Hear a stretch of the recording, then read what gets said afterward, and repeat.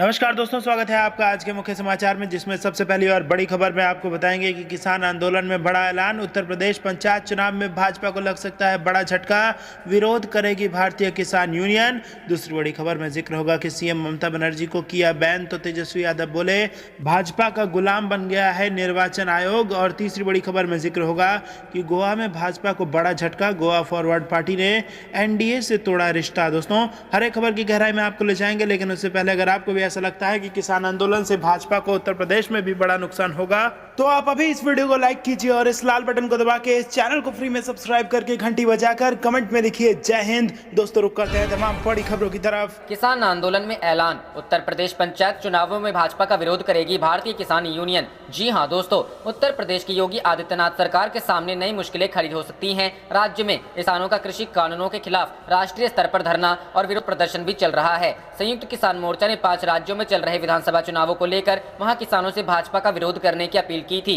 अब उत्तर प्रदेश के प्रमुख किसान संगठन भारतीय किसान यूनियन ने राज्य के पंचायत चुनावों में भाजपा के विरोध करने का निर्णय किया है। किसानों की विशाल आबादी वाले इस राज्य में किसानों की इस अपील से भाजपा को नुकसान हो सकता है। भारतीय किसान यूनियन के नेता युद्धवीर सिंह ने एक बयान जारी करते हुए कहा है कि उनका संगठन पूरी तरह अराजनैतिक है। इसका यह अर्थ है कि वे स्वयं चुनाव में हिस्सा नहीं लेंगे, लेकिन विधानसभा चुनावों की तरह वे उत्तर प्रदेश के किसानों से भी अपील कर रहे हैं कि वे भाजपा को वोट ना दें, क्योंकि किसानों के खिलाफ लाए गए इस कानूनों की जड़ वही है। अगर भाजपा को किसानों का वोट लेना है तो उसे इस मुद्दे पर किसानों का साथ देना पड़ेगा और उसे अपनी ही सरकार से यह अपील करनी पड़ेगी कि ये कानून तुरंत वापस लिए जाएं। यहाँ हो सकता है गहरा असर। हालांकि किसानों की यह अपील राज्यों के लिए नई नहीं है। इसके पहले भी संयुक्त किसान मोर्चा के किसान नेताओं ने पश्चिम बंगाल सहित 5 चुनावी राज्यों में किसानों से भाजपा के अलावा बाकी किसी भी दल को वोट देने की अपील की थी, लेकिन किसानों की इस अपील का कितना असर हुआ है इस पर अभी से कुछ कहा नहीं जा सकता। 5 ही चुनावी राज्यों में किसान आंदोलन की बहुत प्रभावी भूमिका नहीं है, इसलिए किसानों की इस अपील के प्रभाव को लेकर आशंकाएं जताई जा रही है। लेकिन ठीक यही बात उत्तर प्रदेश के संदर्भ में नहीं कही जा सकती है। 26 नवंबर 2020 से शुरू हुए किसान आंदोलन को पंजाब हरियाणा के किसान संगठनों ने तेज करने का काम किया, तो उत्तर प्रदेश में इस आंदोलन को धार देने का काम भारतीय किसान यूनियन ने ही किया है। इस संगठन का पश्चिम उत्तर प्रदेश में काफी अच्छा असर बताया जाता है। यही कारण है कि माना जा रहा है कि किसानों की इस अपील का पश्चिम उत्तर प्रदेश में गहरा असर पड़ सकता है और इस कारण भाजपा को काफी नुकसान उठाना पड़ सकता है। वहीं भारतीय किसान यूनियन के नेता पूर्वांचल के इलाकों में भी लगातार प्रवास कर किसानों को अपने हाथ साथ जोड़ने की अपील कर रहे हैं। किसान आंदोलन को कांग्रेस और समाजवादी पार्टी से भी सहयोग मिल रहा है, जो पिछले कुछ चुनावों से बैकफुट पर चल रहे हैं। अगर ये समीकरण अपना असर दिखाने में एकजुट हो जाते हैं तो भाजपा को पश्चिम के साथ साथ पूर्वांचल के इलाकों में भी नुकसान हो सकता है। रुख करते हैं अगली खबर की तरफ। सीएम ममता बनर्जी को किया बैन, तेजस्वी यादव बोले बीजेपी का गुलाम बना निर्वाचन आयोग। जी हां दोस्तों, बिहार में नेता प्रतिपक्ष तेजस्वी यादव चुनाव आयोग द्वारा पश्चिम बंगाल की मुख्यमंत्री ममता बनर्जी के चुनाव प्रचार पर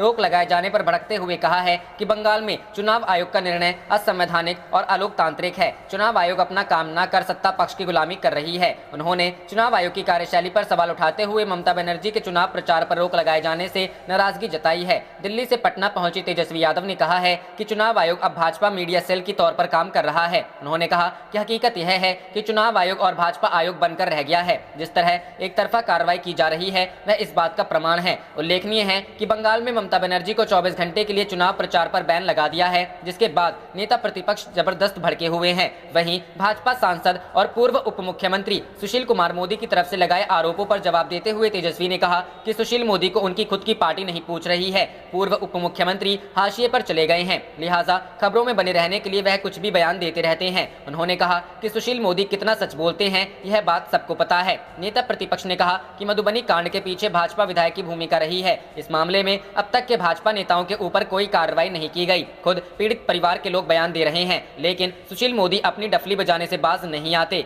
तेजस्वी यादव ने दिन प्रतिदिन बिहार में बढ़ रहे कोरोना को लेकर कहा कि लोगों को सख्ती से एहतियात बरतने की जरूरत है। इसके साथ ही कहा कि सरकार को भी इस मामले में खास इंतजाम किया करना चाहिए। रुख करते हैं अगली खबर की तरफ। गोवा में बीजेपी को बड़ा झटका, गोवा फॉरवर्ड पार्टी ने एनडीए से तोड़ा रिश्ता। जी हां दोस्तों, गोवा में बीजेपी को आज उस वक्त बड़ा झटका लगा जब उसकी सहयोगी पार्टी गोवा फॉरवर्ड पार्टी ने एनडीए से रिश्ता तोड़ लिया। गोवा फॉरवर्ड पार्टी ने राज्य की भाजपा नीति सरकार पर गोवा विरोधी नीतियां अपनाने का आरोप लगाया और मंगलवार को वह राष्ट्रीय जनतांत्रिक गठबंधन से अलग हो गई। 40 सदस्यीय गोवा विधानसभा में जीएफपी के 3 विधायक हैं। जीएफपी ने 2017 में एनडीए को मनोहर पार्रिकर की अगुवाई में भाजपा की सरकार बनवाने के लिए समर्थन दिया था। हालांकि पर्रिकर के 2019 में निधन के बाद प्रमोद सावंत की अगुवाई वाली सरकार में जीएफपी के 3 मंत्रियों को स्थान नहीं मिलने से पार्टियों के बीच संबंध ठीक नहीं चल रहे थे, जिसके बाद जीएफपी की राज्य कार्यकारी समिति और राजनीतिक मामलों की समिति ने मंगलवार को बैठक की, जिसमें एनडीए से अलग होने का फैसला लिया गया। इसके बाद जीएफपी के प्रेसिडेंट विजय सरदेसाई ने भाजपा के नेता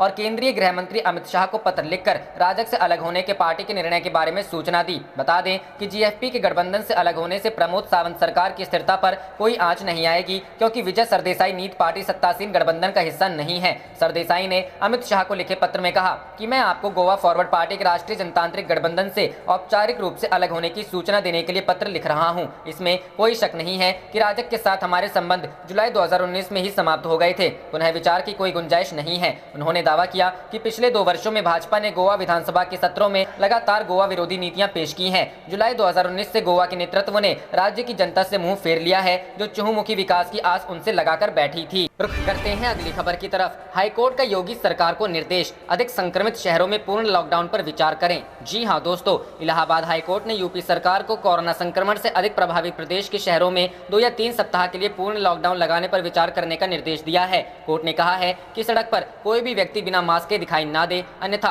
पुलिस के खिलाफ अवमानना कार्रवाई की जाएगी। कोर्ट ने कहा कि सरकार ट्रैकिंग, टेस्टिंग व ट्रीटमेंट योजना में तेजी लाए और शहरों में खुले मैदान में अस्थायी अस्पताल बनाकर कोरोना पीड़ितों के इलाज की व्यवस्था करे। जरूरी हो तो संविदा पर स्टाफ तैनात किया जाए। यह आदेश कोरोना मामले की जनहित याचिका की सुनवाई कर रही न्यायमूर्ति सिद्धार्थ वर्मा एवं न्यायमूर्ति अजित कुमार की खंडपीठ ने दिया है। खंडपीठ ने कहा कि नाइट कर्फ्यू या कोरोना कर्फ्यू संक्रमण फैलाव रोकने के छोटे कदम हैं। ये नाइट पार्टी एवं नवरात्रि या रमजान में धार्मिक भीड़ तक सीमित है। नदी में जब तूफान आता है तो बांध उसे रोक नहीं पाते, फिर भी हमें कोरोना संक्रमण को रोकने का प्रयास करना चाहिए। कोर्ट ने कहा कि दिन में भी गैर जरूरी यातायात को नियंत्रित किया जाए। जीवन रहेगा तभी सब कुछ है, अर्थव्यवस्था भी दुरुस्त हो जाएगी। कोर्ट ने कहा कि विकास व्यक्तियों के लिए है, जब आदमी ही नहीं रहेंगे तो विकास का क्या अर्थ रह जाएगा। कोर्ट ने कहा कि यह लॉकडाउन लगाना सही नहीं है, लेकिन जिस तरह से संक्रमण फैल रहा है उसे देखते हुए सरकार को बड़ी संख्या वाले संक्रमित शहरों में लॉकडाउन लगाने पर विचार करना चाहिए। कोरोना से अत्यधिक प्रभावित शहरों में लखनऊ, कानपुर, प्रयागराज, वाराणसी व गोरखपुर है।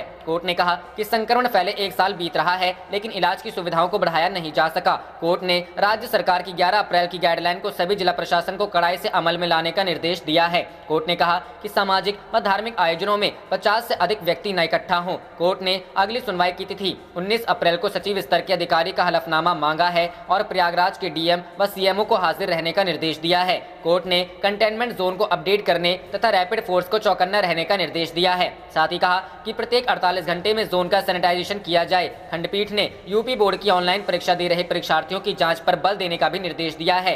एसजीपीजीआई लखनऊ की तरह स्वरूप रानी नेहरू अस्पताल में कोरोना आईसीयू बढ़ाने व सुविधाएं उपलब्ध कराने का निर्देश दिया है। कोर्ट ने राज्य व केंद्र सरकार को एंटीवायरल दवाओं का उत्पाद व आपूर्ति बढ़ाने और जमाखोरी करने या ब्लैक मार्केटिंग करने वालों पर सख्ती करने का भी निर्देश दिया है। खंडपीठ ने हाईकोर्ट प्रशासन से बार एसोसिएशन के अध्यक्ष अमरेंद्र नाथ सिंह के सुझाव पर हाईकोर्ट कुछ दिन के लिए बंद करने और जरूरी केस जैसे ध्वस्तीकरण, वसूली या बेदखली आदि मामलों की ऑनलाइन वीडियो कॉन्फ्रेंसिंग से सुनवाई करने पर विचार करने का अनुरोध किया है।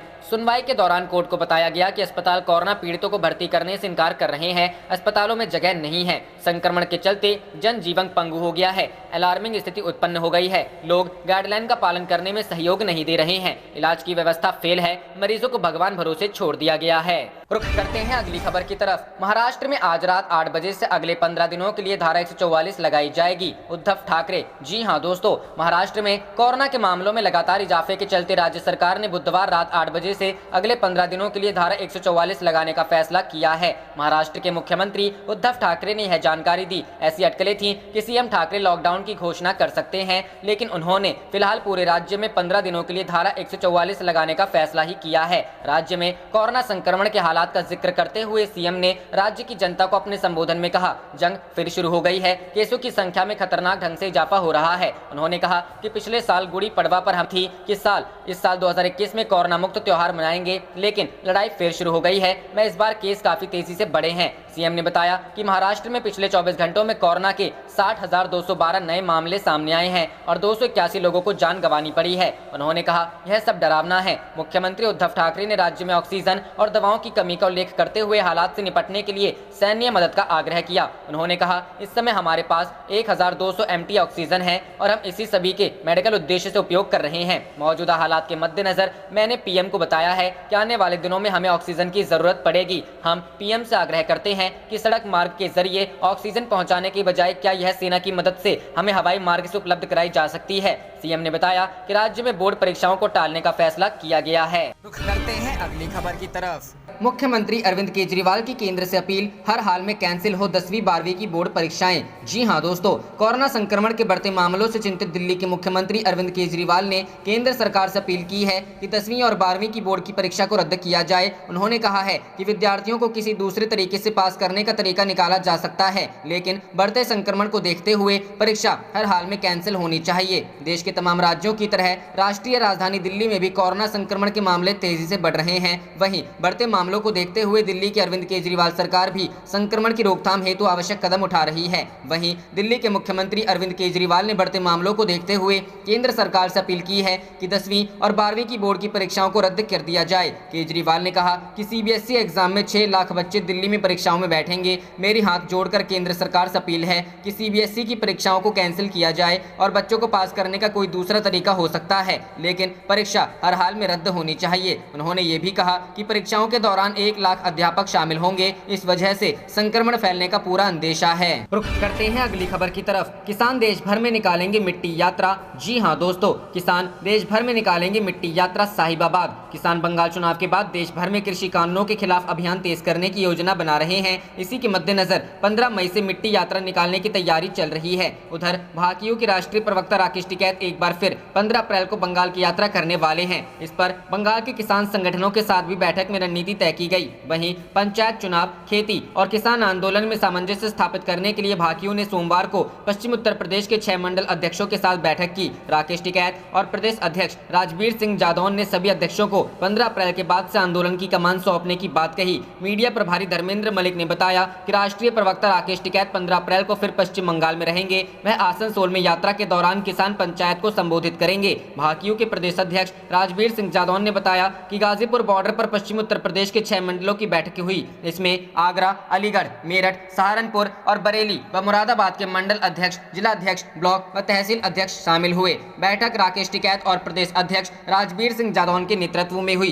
राकेश टिकैत ने कहा कि कोरोना की वजह से सोमवार को पहले चरण में मंडल अध्यक्षों की बैठक बुलाई गई। इसके बाद आगे अन्य मंडलों के पदाधिकारी भी आंदोलन स्थल पर पहुंचेंगे। भाकियू के मीडिया प्रभारी धर्मेंद्र मलिक और रमेश मलिक ने बताया कि राकेश टिकैत ने निर्देश दिए हैं कि सभी पदाधिकारी लंबे आंदोलन की तैयारी रखें। खेत में फसल कटाई का काम चल रहा है, पंचायत चुनाव भी हैं और आंदोलन भी चल रहा है। इन तीनों में आपसी तालमेल के जरिए ही सफल बनाया जा सकता है। उन्होंने कहा कि यदि खेत का काम बिगड़ा तो देश का बड़ा नुकसान होगा और अन्नदाता देश का नुकसान बर्दाश्त नहीं कर पाएंगे। ऐसे में जो भी किसान आंदोलन में रहें, उन्हें ब्लॉक और तहसील स्तर के पदाधिकारियों की यह भी जिम्मेदारी है कि वह उनके खेत पर नजर रखें ताकि कोई काम ना बिगड़। रुख करते हैं अगली खबर की तरफ। ममता को प्रचार से रोकने पर भड़के राउत, कहा इलेक्शन कमीशन ने निर्णय बीजेपी के कहने पर लिया। जी हां दोस्तों, शिवसेना सांसद संजय राउत ने मंगलवार को आरोप लगाया कि निर्वाचन आयोग ने पश्चिम बंगाल की मुख्यमंत्री ममता बनर्जी को 24 घंटे तक प्रचार मुहिम से रोकने का निर्णय भाजपा के कहने पर लिया है। राउत ने ट्वीट किया कि यह देश की स्वतंत्र संस्थाओं की संप्रभुता और लोकतंत्र पर सीधा हमला है। ममता बनर्जी को कहा, यह शिवसेना के मुख्य प्रवक्ता ने बनर्जी के साथ एकजुटता जताते हुए उन्हें बंगाल की शेरनी करार दिया। पश्चिम बंगाल में विधानसभा चुनाव चल रहे हैं। शिवसेना इस चुनाव में नहीं लड़ रही है, लेकिन उसने बनर्जी को अपना समर्थन दिया है। आयोग ने बनर्जी के केंद्रीय बलों के खिलाफ बयानों और कथित धार्मिक प्रवृत्ति वाले एक बयान के कारण उनके 24 घंटे तक चुनाव प्रचार करने पर रोक लगा दी है। राउत ने किया ट्वीट। राउत ने ट्वीट किया कि ईसीआई भारत निर्वाचन आयोग ने ममता दीदी पर 24 घंटे के लिए प्रतिबंध लगा दिया है। यह स्पष्ट रूप से भारत में सत्तारूढ़ पार्टी के कहने पर किया गया। उन्होंने आगे लिखा, यह भारत में स्वतंत्र संस्थानों की संप्रभुता और लोकतंत्र पर सीधा हमला है। मैं बंगाल की शेरनी के प्रति एकजुटता व्यक्त करता हूं। चुनाव प्रचार पर 24 घंटे के लिए पाबंदी लगाए जाने के निर्वाचन आयोग के फैसले की आलोचना करते हुए बनर्जी ने कहा कि वह आयोग के असंवैधानिक फैसले के खिलाफ मंगलवार को कोलकाता में धरना देंगी। आपको बता दें कि पश्चिम बंगाल में 17 अप्रैल को होने वाले 5वें चरण के मतदान से पहले चुनाव प्रचार तेज हो गया है। चुनाव प्रचार पर 24 घंटे के लिए पाबंदी लगाए जाने के निर्वाचन आयोग के असंवैधानिक फैसले के खिलाफ कोलकाता में धरना दे रही हैं।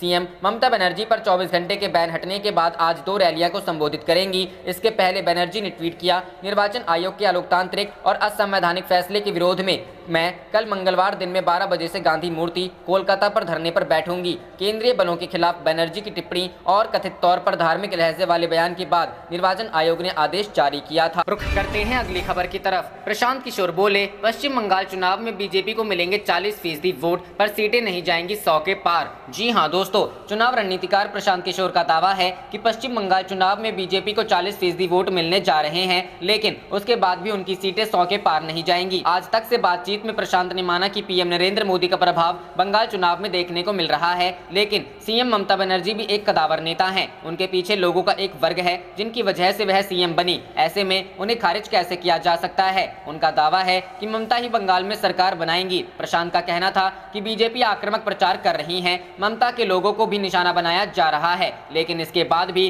उनकी दाल नहीं गलने वाली। बंगाल के लोगों में ममता के प्रति जो लगाव है वह आज भी बरकरार है। ममता लोगों के इसी जुड़ाव के चलते मजबूती से चुनाव मैदान में खड़ी हैं। चुनाव रणनीतिकार ने कहा कि लोकसभा चुनाव में बीजेपी ने 18 सीटों पर कब्जा जमाया था। इसका मतलब वह तकरीबन 125 असेंबली सीटों पर अपना प्रभाव रखती हैं, लेकिन इतनी सीटें जीतने के बाद भी उनकी सरकार बनने के आसार नहीं। उनका कहना था कि 294 सीटों की असेंबली में बहुमत के लिए जो आंकड़ा चाहिए वह बीजेपी के पहुंच से काफी दूर है। एंकर के एक सवाल के जवाब में प्रशांत ने कहा कि वह अपनी इस बात पे कायम है जिसमें उन्होंने कहा था कि बीजेपी 100 का आंकड़ा पार नहीं करेगी। उनका कहना था कि अगर ऐसा होता है तो वह जो काम कर रहे हैं उसे छोड़ देंगे। बकौल प्रशांत, ऐसे में उनके चुनाव रणनीतिकार बने रहने का मतलब नहीं रह जाता। उनका कहना था कि वो जो काम कर रहे हैं उसमें उनकी गहरी समझ है। रुख करते हैं अगली खबर की तरफ। लखनऊ में लगाना पड़ा लॉकडाउन, मंत्री ने जताई चिंता। जी हाँ दोस्तों, उत्तर प्रदेश में कोरोना वायरस के कारण हाहाकार मचा है। हर दिन कोरोना के नए मामलों का रिकॉर्ड टूट रहा है और सबसे बुरी हालत राजधानी लखनऊ की है। हालात ये हैं कि अब यहाँ लॉकडाउन का डर सताने लगा है। जहाँ एक और अस्पताल के बाहर मरीजों की लाइन लगी है तो दूसरी ओर शमशान के बाहर भी अंतिम संस्कार के लिए लाइन लगी है। इस महासंकट के बीच कैबिनेट मंत्री ब्रजेश पाठक ने एक चिट्ठी लिखी है जिसमें उन्होंने कहा है कि अगर शराब व्यवस्था पर ध्यान नहीं दिया गया तो लखनऊ में लॉकडाउन लगाना पड़ सकता है। यूपी सरकार में कानून मंत्री ब्रजेश पाठक ने लिखा है कि प्राइवेट अस्पतालों में कोरोना की जांच बंद हो गई है, जो बेहद गलत है। शहर में इस वक्त 17,000 कोविड जांच किटों की जरूरत है, लेकिन 10,000 ही मिल रही हैं। ब्रजेश पाठक ने ये चिट्ठी राज्य के अपर मुख्य स्वास्थ्य सचिव को लिखी है। मंत्री का कहना है कि लोग लगातार मदद के लिए फोन कर रहे हैं, लेकिन सुविधा नहीं है, इसलिए नहीं हो पा रही है। इतना ही नहीं, मंत्री ने शिकायत की है कि स्वास्थ्य अधिकारी के दफ्तर में फोन नहीं उठाया जाता है, जिसके कारण दिक्कतें हो रही हैं। मंत्री ने अपनी चिट्ठी में अपील की है कि अस्पतालों में बेड्स की संख्या तुरंत बढ़ाई जाए, टेस्टिंग पर भी जोर दिया जाए। बता दें कि बीते कुछ दिनों से राजधानी लखनऊ में कोरोना के मामलों में बेहद इजाफा हुआ है। हर रोज 4,000 के करीब केस दर्ज किए जा रहे हैं, जिसके बाद लखनऊ के कई अस्पतालों में बेड्स की कमी रिपोर्ट की गई थी। वहीं मरीजों को एंट्री नहीं मिल रही थी। हालात इतने भयावह थे कि लखनऊ के बैकुंठ धाम शमशान में अंतिम संस्कार मीटिंग लगी हुई है।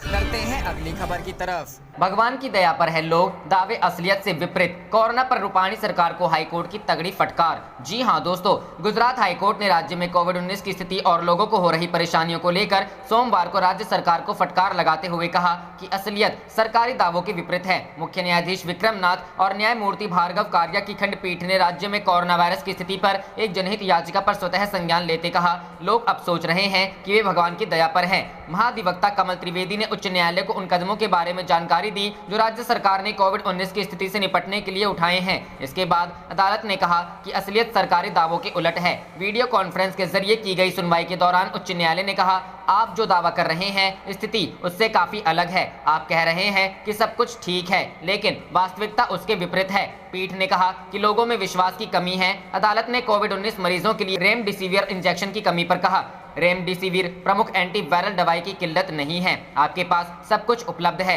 हम नतीजे चाहते हैं, कारण नहीं। अदालत ने कहा कि एक शख्स को RT-PCR जांच रिपोर्ट लेने में करीब 5 दिन लग रहे हैं। पीठ ने कहा, जब आपके पास समय था तब आपने जांच केंद्रों को नहीं बढ़ाया। गुजरात में रविवार को कोरोना वायरस के 5,469 मामले आए, जो महामारी शुरू होने के बाद सर्वाधिक एक दिन बढ़ोतरी है। इसके बाद कुल मामले 3.47 लाख के पार चले गए। स्वास्थ्य विभाग के मुताबिक राज्य में रविवार को 54 लोगों की मौत हुई है, जिसके बाद मृतक संख्या 4800 तक पहुंच गई है। इससे पहले रेमडेसिविर दवा की कमी की शिकायतों के बीच गुजरात के मुख्यमंत्री विजय रूपाणी ने कहा था कि गुजरात सरकार ने पिछले 10 दिनों में इसके 2.8 लाख से अधिक इंजेक्शन वितरित किए हैं। कोविड-19 मरीजों के उपचार के लिए रेमडेसिविर दवा की काफी मांग है। उन्होंने उत्तरी गुजरात के पाटन शहर में संवाददाताओं से बताया था कि राज्य सरकार ने 1 अप्रैल से 10 अप्रैल के बीच निजी दवाखानों को 1.80 लाख रेमडेसिविर इंजेक्शन और सरकारी अस्पतालों में जरूरतमंद मरीजों को इसकी 1.05 लाख शीशियों की आपूर्ति की है। रुख करते हैं अगली खबर की तरफ। चुनाव आयोग के फैसले के खिलाफ धरने पर बैठेंगी ममता बनर्जी, प्रचार पर 24 घंटे की लगी है रोक। जी हां दोस्तों, पश्चिम बंगाल विधानसभा चुनाव के बीच में प्रचार पर 24 घंटे का प्रतिबंध लगाने पर टीएमसी सुप्रीमो और राज्य की मुख्यमंत्री ममता बनर्जी भड़क गई हैं। बनर्जी ने चुनाव आयोग के इस फैसले के खिलाफ धरने पर बैठने का ऐलान किया है। उन्होंने खुद ट्वीट करके यह जानकारी दी है। साथ ही ममता बनर्जी की पार्टी टीएमसी ने भी फैसले का विरोध किया है। मुख्यमंत्री ममता बनर्जी ने ट्वीट कर धरने पर बैठने की जानकारी देते हुए कहा है, भारतीय निर्वाचन आयोग के अलोकतांत्रिक और असंवैधानिक निर्णय के विरोध में मैं कल दोपहर 12 बजे कोलकाता की गांधी मूर्ति पर धरने पर बैठूंगा। आप देख रहे थे आपका अपना चैनल जय हिंद जय भारत।